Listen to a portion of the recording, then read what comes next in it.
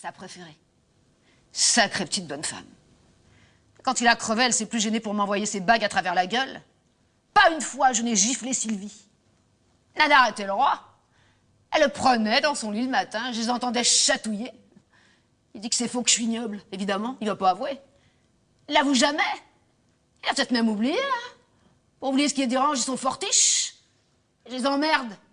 Parce que je me souviens, elle se baladait à travers son bordel de chambre, à moitié à poil, dans son peignoir de soie blanche, taché et troué de brûlures de cigarettes. Elle se collait à ses cuisses. Oh, ça lève le cœur, les mères, avec leur petit mal. Et il aurait fallu que je leur ressemble? Ah non. Ah non.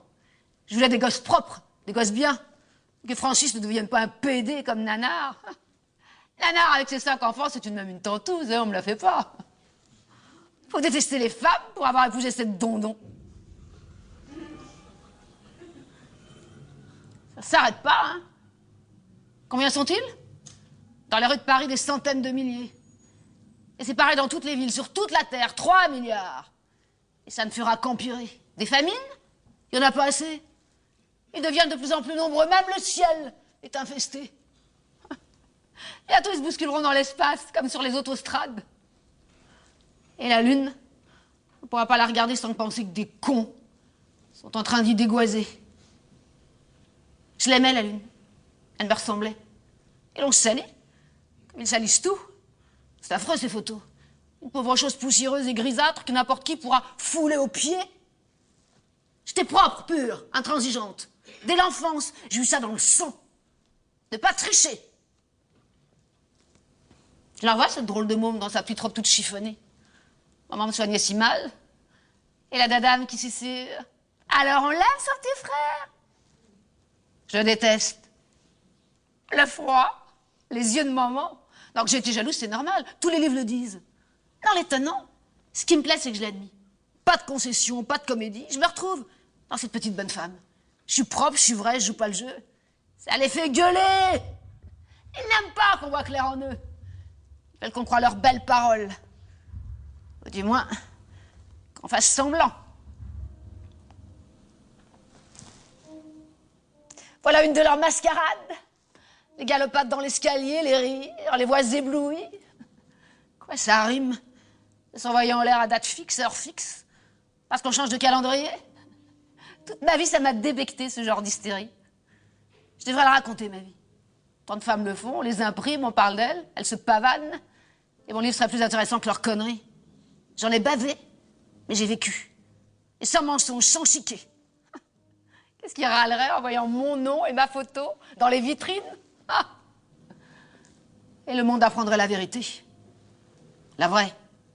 J'aurais un tas d'hommes à mes pieds. Ils sont tellement snobs, la pire mocheté, si elle est célèbre, ils s'y ruent. Peut-être j'en rencontrerais un qui saurait m'aimer.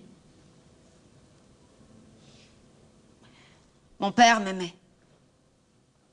Personne d'autre. Tout est venu de là. Albert ne pensait qu'à se débiner, je l'aimais d'amour fou. Pauvre folle. Ce que j'ai pu souffrir. Jeune et entière comme je l'étais, alors on fait des sottises, forcément. Peut-être c'était un coup monté. Qui me prouve qu'il connaissait pas Olivier? Ah, une combine dégueulasse. J'en suis restée brisée.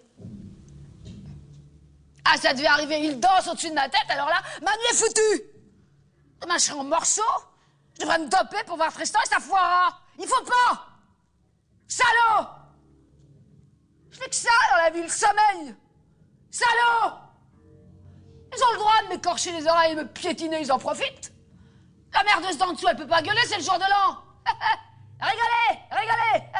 Je trouverai un moyen de vous avoir. Et vous emmerdera, l'emmerdeuse. Jamais je ne me suis laissé piétiner. Albert était furax. Pas besoin de faire un éclat. Bah si, justement. Il dansait avec Nina, sexe à sexe. Elle étalait ses gros seins, elle puait le parfum. On sentait en dessous une odeur de bidet. Et lui qui se trémoussait, il bandait comme un cerf.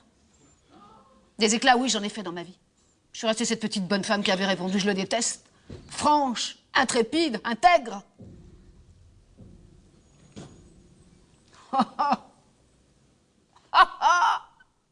Ils vont crever le plafond et me dégringoler sur la gueule.